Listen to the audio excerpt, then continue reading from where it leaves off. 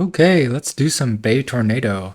I'll go over the basic strategy first, starting with the classic Bay 100, and then see what changes for the worst crate 100, something no one else has ever done before. So there's 3 crates on Bay. This one, this one, this one. Generally speaking, these are your 2 good crates.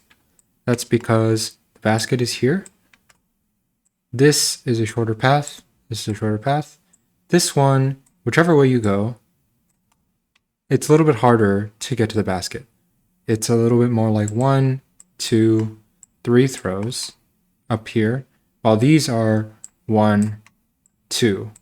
And then you can kind of be near basket and collect the close range eggs. So these are the 2 good crates, and that's what I'll be looking at first. So we get the left crate first into the right crate. Okay, so what's the path look like? We throw approximately this way, and then approximately here, and then later the host will come collect this group of eggs that are going to be right here.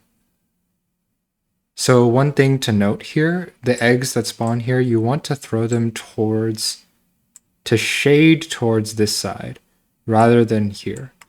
That's because this angle that you get is a little bit better than this angle.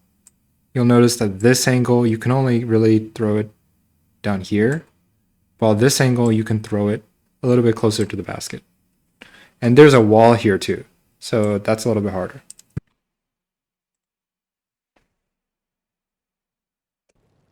So we start the wave with painting.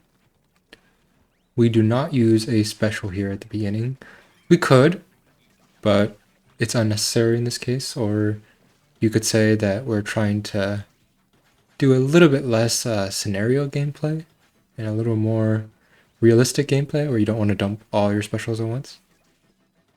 So notice that we are shading towards the right here rather than throwing to the left. We use Wavebreaker followed by Strike here. I'm not going to go into all the specials, but Wavebreaker is the best special for Tornado. Your transformation specials like Inkjet Crab are pretty good at clearing lessers, but they do prevent you from being able to throw eggs. Clearing specials like Strike, Booyah, Reef are nice if you're willing to use a lot of specials. Here we do use this because our DPS is kind of low. For the second crate as compared to the first crate, not everyone is there at the same time able to pre-fire, so the Reef does help break it open. It does the same thing that Whale would do if we had it. Let's jump back into the diagram. So now I'm going to illustrate what happens. So you leave approximately, and this doesn't always happen, but approximately 3 eggs for one person to collect. And the other 3 all go over here to open the next crate. This is a scenario, so we do know that the right crate spawns, but even in a real game, like, you react to the crate spawning, which is at 55 seconds. And around that time, you should have approximately 3 eggs left for the host, and everyone else can leave. Go for the next crate. Now, what does this do? This allows the host to not have to go all the way over here to pick up an egg, but instead, you can go here to pick up an egg that one person has thrown. And this decreases your travel time. So what is the host actually going to do? They still have this group of eggs to collect, right? What happens is they collect a couple of these eggs, throw them up here, and then they go up the boat. So generally, going this way is pretty risky. It's risky because the lessers that are dropping anywhere here, these are the lesser drop points, by the way. The lessers that are dropping there will harass you, and maybe you won't be able to make it through. So instead, I know it's hard to showcase on this map. Instead, what you do is, actually, I can move it. You can go around and through that great area, and then up on the lift. And now you have this collection of eggs to collect. You collect it first, and then your teammates are throwing eggs here, and then up here, and you can score all of these eggs in time. Generally speaking, I throw about 3 eggs. Again, around 3 eggs. I want to throw 2. So throw 2 from this and then take 1 with me. Approximately that. And then there should be just enough time in the end for you to collect all the eggs near the basket. And at the very end, the last few eggs, your teammates can throw them straight into the basket from here. So let's actually see that in action. I'm going to be switching over to my perspective. So I leave an egg on the lift there because when I come back, I can pick up that egg, throw in the one that I'm holding, and then pick up that egg. And it helps me too because now I don't have to worry about this angle. I can it's a little bit more easy for me to start moving this way, not have to worry about this throw, and then throw it on the lift.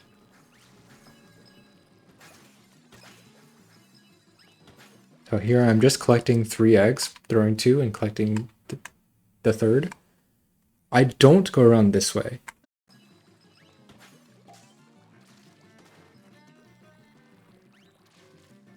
So in this case, the egg I threw didn't quite make it, but that's okay. And now you have this. So it's pretty simple. Just use your egg throw once you have enough, but collect the close eggs. If not.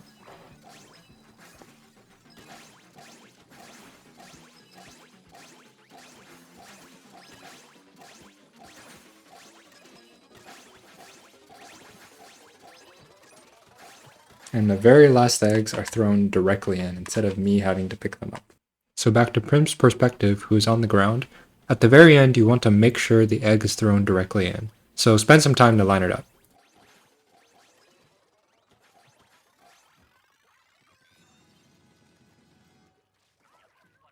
You do want to get a little bit closer than you were when throwing them just up. Throwing them in. Well, at least it's a little bit more consistent if you're closer, like here. A little bit more consistent or easier. Pretty simple. I'm the host. I go up here to collect all these close basket eggs. And this is like the basic formula for how you get 100 on Bay Tornado. It's something that's been done in real game a couple of times with both of the good crates. But now I want to show you when you don't have both the good crates. So what's different about starting from the middle crate? So in the seed that we have, we're going to start with this crate and then move to this crate. This is probably the best 2 crates. You could probably have this one second crate. I'm pretty sure there is no way to get 100 if your middle crate is your second. It's pretty hard to get all of the eggs from there. Or maybe impossible. So what do? The eggs spawn here. There is a rock on the basket platform. And we want to throw to either side of this rock. Now, in a real game, it does depend which side of the rock you throw on. But why do we do this? In this scenario, it's because our lessers spawn like around these areas. Maybe here.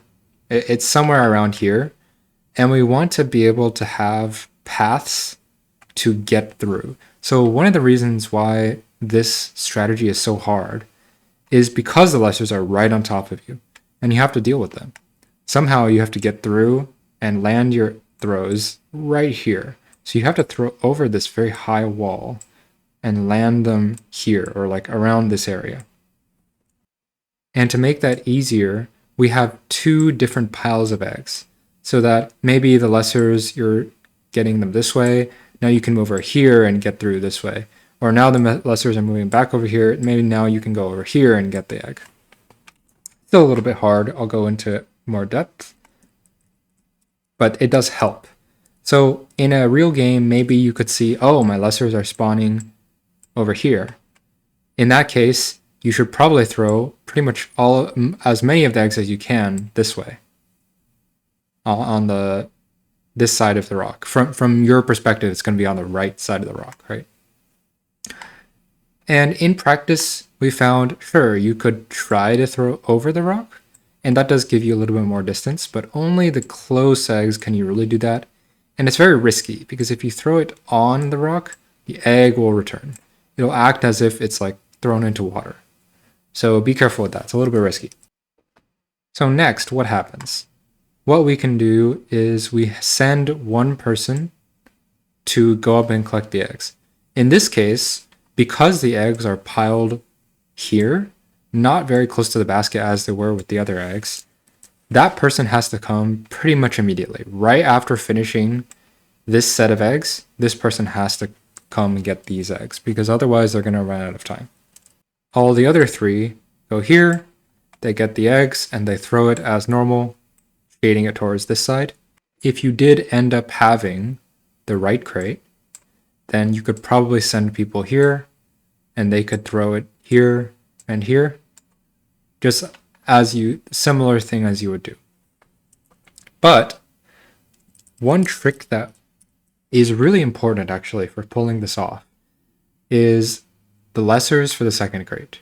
So this person who goes up, they are standing here, right? They're standing here.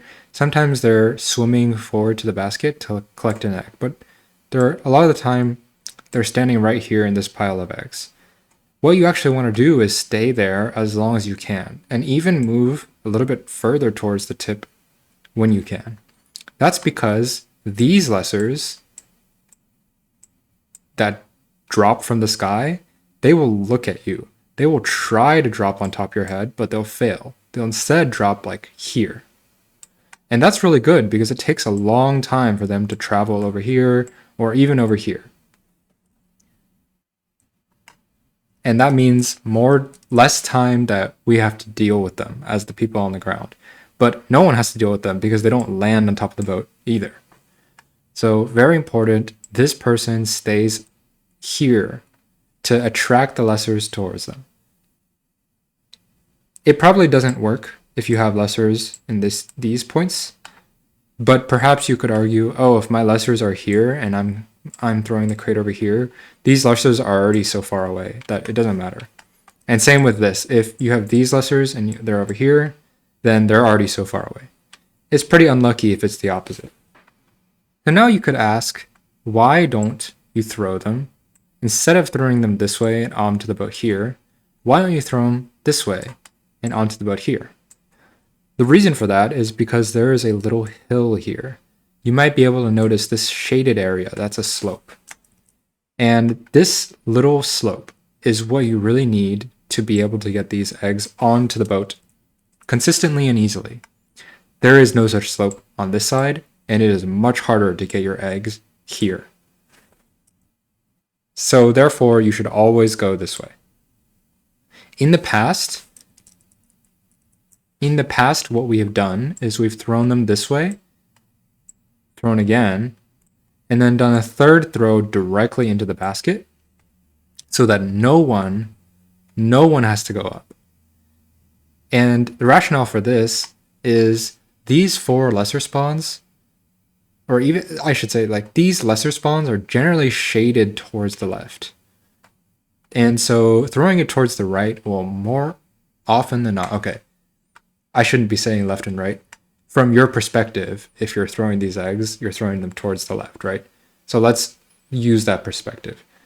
If you're throwing towards the left, the lessers will be most of the time, they're going to be on the right, and you won't have to deal with them as much. They're not going to be dropping on top of your head as much. Throwing it this way is very risky because the lessers can drop right on top of your head. Maybe you just die, and it is very easy to die. So in the past, we've done this strategy.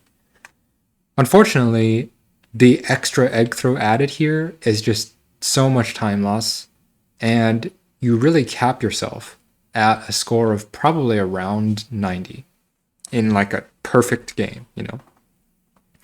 So we can show that this way if you play it perfectly, pretty much perfectly, you can get 100. So it's risky, but it's a lot more efficient. So here's the run. This is a culmination of quite a lot of effort over the course of a month. So in the beginning, make sure to paint the basket area for the host. Make sure to paint all of this area. So notice that sad face will go this way around because the next crate we know, so this is a scenario only thing, but we know that the crate will spawn on the left side. So we need to paint around this area in the beginning of the wave where we have time, so we don't have to paint it later. So sad face as the wiper is able to go around here and may still make it to the crate in time. Wiper, if you didn't know, is a light weapon. These three are all middleweight, so light weapons swim faster. Wiper generally also has decent paint, good mobility. So this is sad face's painting from her perspective. Painting some of those areas, and then able to get to the crate in time. So right here I booyah. And that's to take care of all these lessers so that all of us can, focus on throwing eggs. Unfortunately there, you probably noticed I threw an egg on the rock, so it returned. That's one of 2 mistakes that we'll make in this run.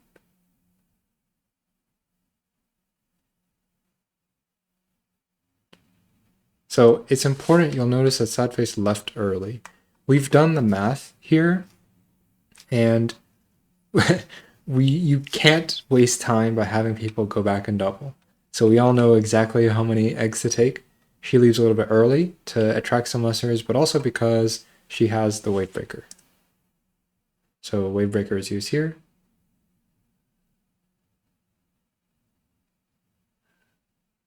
And now this is just an exercise in trying to get through these lessers, trying to make sure that you're using as much ink as possible, as in like you're not staying at full ink tank for too long. I'm going to be doing a deeper dive into this later, and as noted in the diagram, you'll notice that we're trying to throw it up here, not here. You want to throw it over this wall, and you need this little slope to be able to get that distance.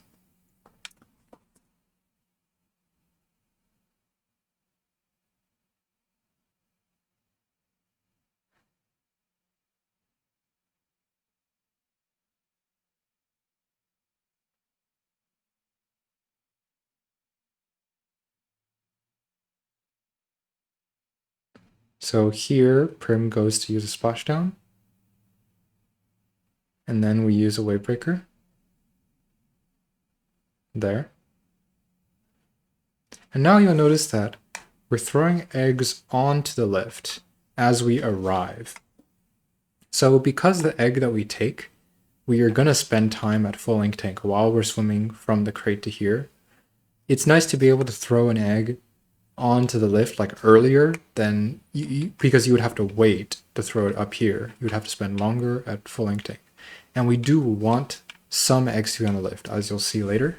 So something I didn't mention, we did experiment with different wave breaker timings. So lessers stop spawning at around 18 seconds. And that's true for whatever hazard you're at. At hazard level max, which is the hazard that we need to play on to get 100 eggs, they start spawning a little bit earlier. So that's the difference. But they stop spawning around the same time, around 18 seconds. So we experimented with using the wave breaker a little bit earlier and then having to shoot a little bit later instead of having to deal with these lessers here. But we found that it was okay to deal with those lessers, and it was worse to have to shoot later.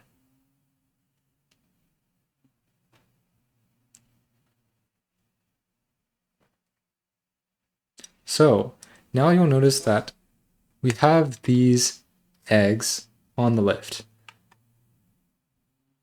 This is because we can throw an egg, pick up an egg, and then swim it there.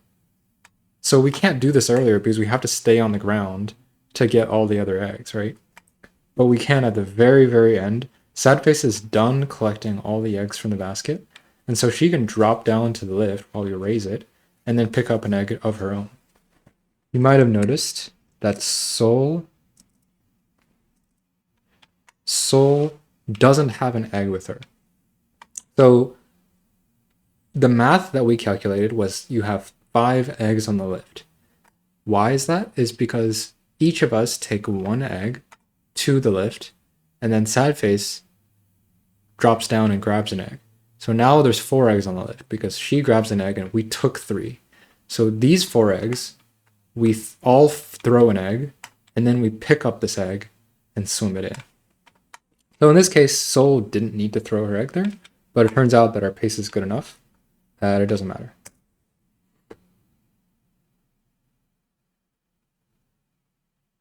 And there's the 100. Barely, by the way. Like, maybe frames to spare. Very, very close. This is a tough thing to do, but I'm very proud that we got it in the end. Let me show Sadface's perspective now as the one who was collecting eggs at the basket. And you'll notice that there's 1 egg on the lift that was thrown by Prim for Sadface to get on her way up. So the Lessers start spawning around 44, and you'll notice that she goes up here. So obviously there's no eggs here, but here you're close enough that some of the Lessers can look at you, and you kind of want to be in this general area. And of course it depends on what Lesser spawn, but you'll notice that Sadface does travel a little bit further. And now you probably want to know, why do we have not the host go up? And that's because Wiper is a light weapon. So we experimented with the host going up, me, and it felt like I was a little bit too slow to get these eggs. And it also hurts that it's hard for me to do the same thing that Sadface is doing here with a middleweight weapon, being able to swim past the pile of eggs to here to lure the Lessers. So it turns out that if you have good enough connection, which we do, fortunately, you can send the light weapon up for this strategy and not the host. The host normally has a really big advantage with collecting eggs that are right next to the basket. But it turns out when you're collecting eggs not right at the basket, it really doesn't hurt you that much to have a non-host, as long as they have stable connection and are like not super far away. So the timing for the Wavebreaker, we throw it around 27 and it lands at around 25. And that deals with pretty much all the Lessers.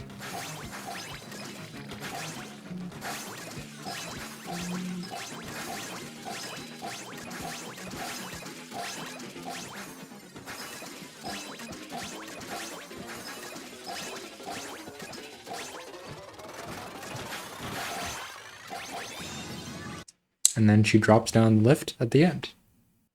So let's look a little bit closer at the movement / egg throwing options. So there's a couple different ways that I pick up eggs. In fact, there's 3.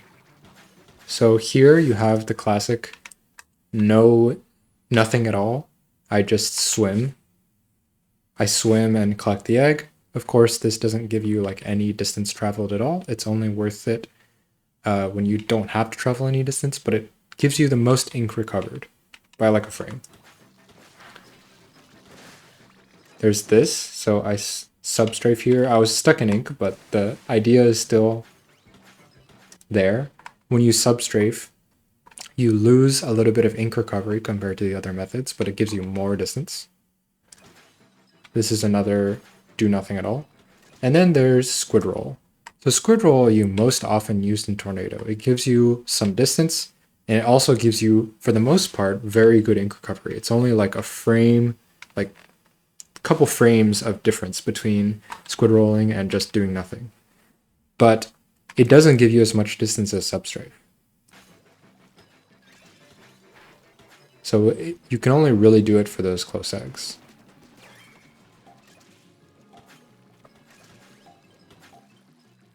So these are all eggs that I Squid Roll, just like from the first crate. The distance matters, but for the most part, you care more about the ink. Maybe there I could have substrafed.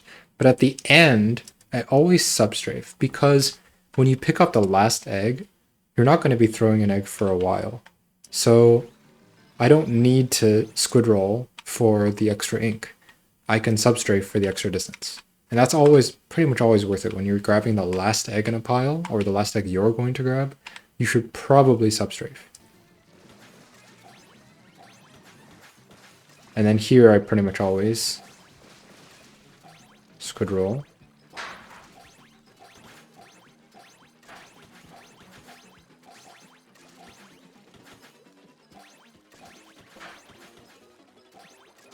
So again, at the very end, I substrafe. I'll look at another one of our runs. So this is not our 100 run, but this maybe showcases it a little bit better. So these further eggs, I'm substrafing because you notice that I am spending some time with full ink. Just barely. Maybe not even there. But if I did squid roll, then I would be spending time with full ink. So the distance is more important to get in this case. And so you should substrafe when the distance matters, and you should squid roll more often of the case ink matters, so you should squid roll more often. But don't forget that substrafing is an option.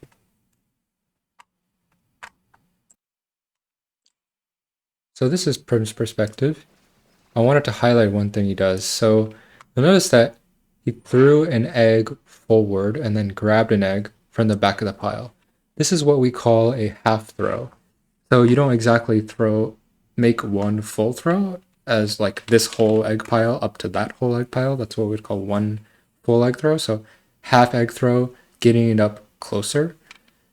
This makes it so that you don't have to spend so much time at full ink tank. And often if there's lessers in your way, and Prim has the charger, so it's the hardest for him to get through lessers while all of us can kind of shoot to get through like a chum. It's the hardest for him to get through, so it's more often that he doesn't need to do this half throw thing where, you know, if you would be blocked for a long time and you can't do anything anyway, you should use your ink on making it, getting one egg closer, especially the eggs that are very far away. So here again, get the, throw one egg and then grab the furthest back egg. And now that it's not necessary, you know, don't do it too much. So in practice, we found, you know, at the beginning, we were having everyone do this half throw thing. And you're finding it's a little bit slow. So you actually don't want to do this half throw thing too much because it does take an extra throw. You only want to do it if you have to. So here, after the splashdown, there's no more lessers to worry about, no more half throw. There's just this last throw, throwing it onto the lift for sad face, which is perfectly fine. This is not exactly a half throw. It's more like setting up sad face to go up, and that's essentially, you know, the cost of one full throw. All right, that's all I had. I went way more in depth into this than I have from my other videos, so I hope you enjoyed. And comment below if you have any thoughts. Don't forget to subscribe if you want to see more analysis videos, as I have a lot I'm working on. Long backlog. Anyway, see you next time.